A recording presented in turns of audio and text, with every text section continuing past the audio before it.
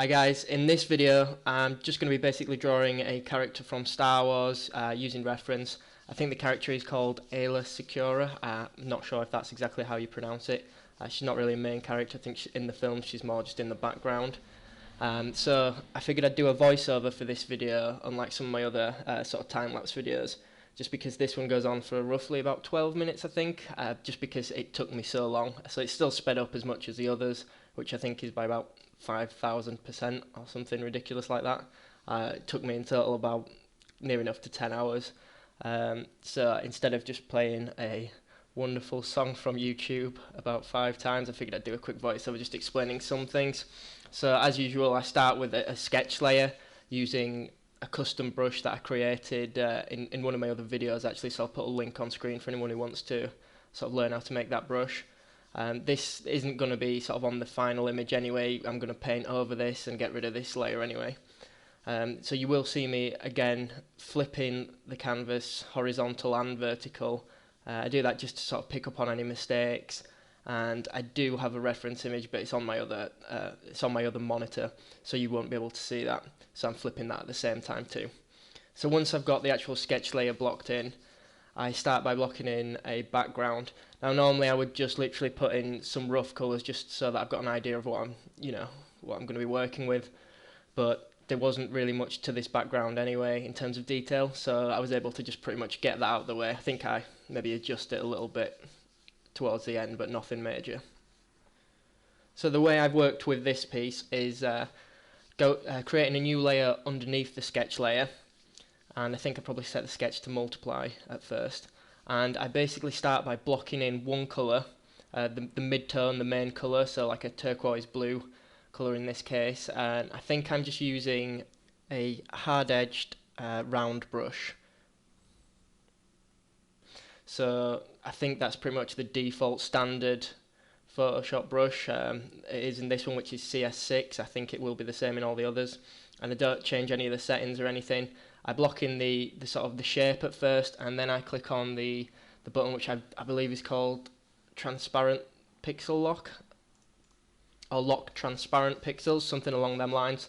And you can see that just above the layers, it's like the checkerboard looking button, and you can see as soon as I click that it puts a sort of padlock on that selected layer, so you'll be able to see that on the layers in the bottom right corner. So if you see that padlock, that's why. Once I've got that on, it basically means that you can't colour out the lines of what you've already done, and that for me is a massive help. Some people don't like to work like that, but for me I find it really helppful.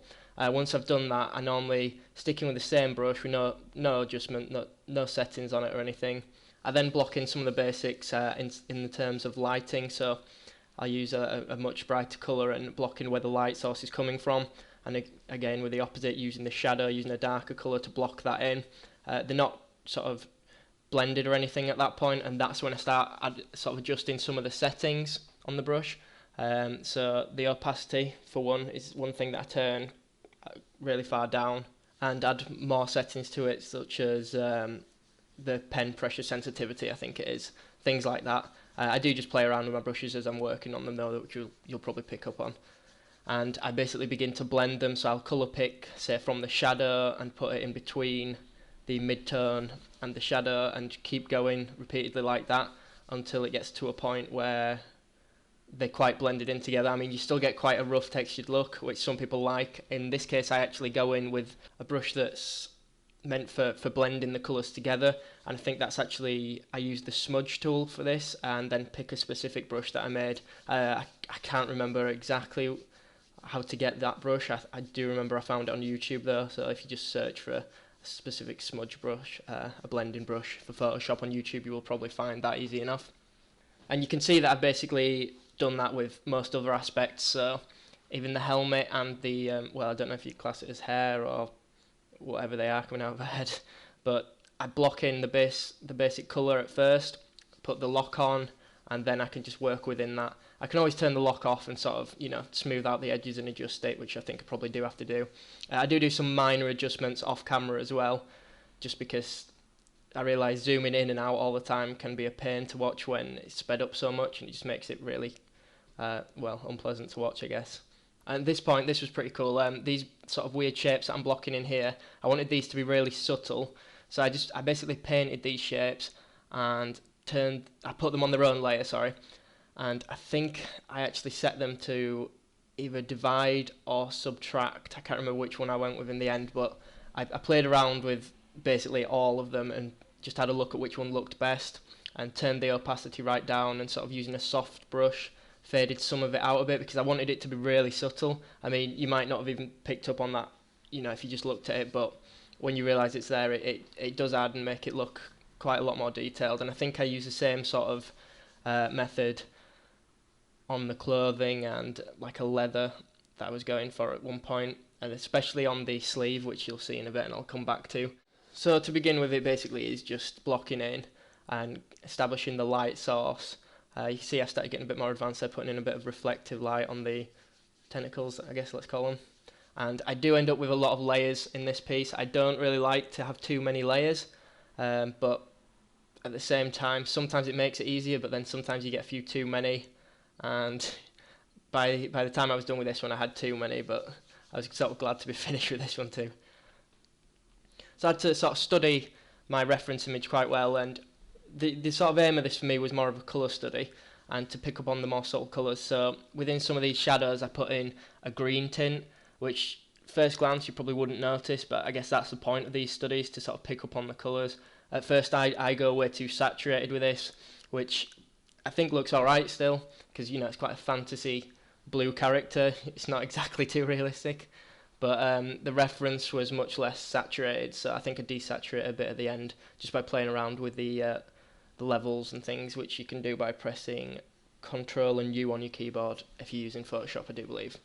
Now, hands are something I do struggle with a lot, so I had to zoom in for these and spend quite a bit of time adjusting them, and they're not quite how I wanted them to turn out, but when you zoomed out they look okay. When you zoomed in you can see that they're not actually that blended or that detailed, but when you zoom out they look okay. The main thing I wasn't too happy with was the sort of palm that you can see there, but it was hard to see properly without actually blocking in the lightsaber, which is what I'm doing there, just blocking in a shape so that I could see how it would fit and which bit of the hands it would cover, just so that I wasn't wasting too much time sort of painting, below where the lightsaber is going to be, and you wouldn't have even seen them bits anyway. I didn't do all this like within one or two sittings. This actually took me probably like 3 or 4 days in total, just because I can't just sit and just work on one piece constantly. I have to keep taking breaks and leave it a day so that I can sort of pick up on more mistakes. If I've just been staring at one piece for absolutely ages, it ends up looking right even when there's loads of mistakes. Again, that's where sort of flipping the canvas does help, and you will still see me doing this throughout. So this bit here, I'm blocking in her sleeve, which is a different colour to sort of the rest of the body armour I guess she's got on. I think it's leather. The rest of the body, sorry. The sleeve, I don't know what material that's meant to be, but I kept this quite basic. There wasn't too much in terms of folds in it, so it wasn't too complicated, but I actually used the same method that I used on the head tentacles, blocking in a shape. So you can see me doing it there. I'm actually doing this on a new layer, and I'm just basically creating a pattern. Is it in the same sense that some people use photo textures, but I always feel photo textures look great, but I don't know, I've not really used them much, and I always feel like I'm cheating on a painting if I do something like that. So I decided I'd make this one myself. It's only really simple. Shape it around her arms, sort of erase the bits that aren't going to be touching her arms, and then play around with the layer settings. Again, I think, I'm using overlay for this one and turning the transparency down. I basically only had to draw one small shape and then duplicate it over and over. Once I had it in position, I did go in, zoom in and sort of erase bits. And I was actually really pleased with the way that turned out though. So the difficult part here was actually giving this a slight bit of contrast between the sort of leather body part that she's got on and the sleeve, because I didn't want them to look too much like they were together. I wanted it to be visible that it is a separate item of clothing. So the colour is very similar, but there are slight tonal adjustments in there which help. And again, doing that same method on the sleeve, because I was really happy with the way that turned out. I did this on the body, but this actually, to me, I was not happy with this. It let the full picture down, I reckon. You will see me play around with it a lot. It still looks okay, but definitely doesn't look like the reference image that I was using, but that's not a problem. But I was hoping for something better on the body. Again, starting off blocking in the main colour, blocking in the light source, then playing around with the brush settings and sort of blending them a bit, and then adding some textures like I'm doing here. It's not perfect to the reference again, but I'm still sort of playing around, learning how to texture things properly, so some of it turned out better than others. And you know, I had to make a few custom brushes like for that sort of threading along there. It just gave me a bit of experience messing around with things, and then actually that bit there I'm actually trying to draw a leather effect in or paint it in myself without sort of using a textured brush, so I'm probably just using the basic brush for that. It actually looked okay in terms of looking like the reference image, so I was quite happy with that, but it would have been a lot of work to do that all the way around on the jacket, and I don't think I could have pulled that off. So that black square there behind the lightsaber, I basically put that there just so that I could get the lightsaber in line with the handle, because I do struggle with things like this, and I could see the lightsaber handle just going slightly wonky and just spoiling the whole look of things. The lightsaber itself is pretty easy to do. The light part of it, the saber part of it, it's basically just a white brush, a white line with a soft-edged brush, blue or glow around it, I guess. Obviously you can get a bit more detailed, but it's quite simple really. The handle, again, had to sort of play it by ear a bit. I changed the shape of the lightsaber a little bit because I couldn't make it out completely, but it turned out okay in the end. And then it was just a case of adding some final touches and details to like her belt buckle and what other accessories are on there. And that's basically it, and you'll see a finished image in a second. Again, I will say that I forgot to finish the helmet on camera, so I do touch it up a bit off camera, and I was really happy with the leather on the helmet. And yeah, I hope you guys enjoyed this, and thanks for watching. I hope you enjoyed this video. You can subscribe to my channel by clicking on the subscription button at the bottom of the screen. You can also see some of my other videos by clicking the video links on screen now. Links to my Facebook and DeviantArt can be found in the description box. Thanks for watching.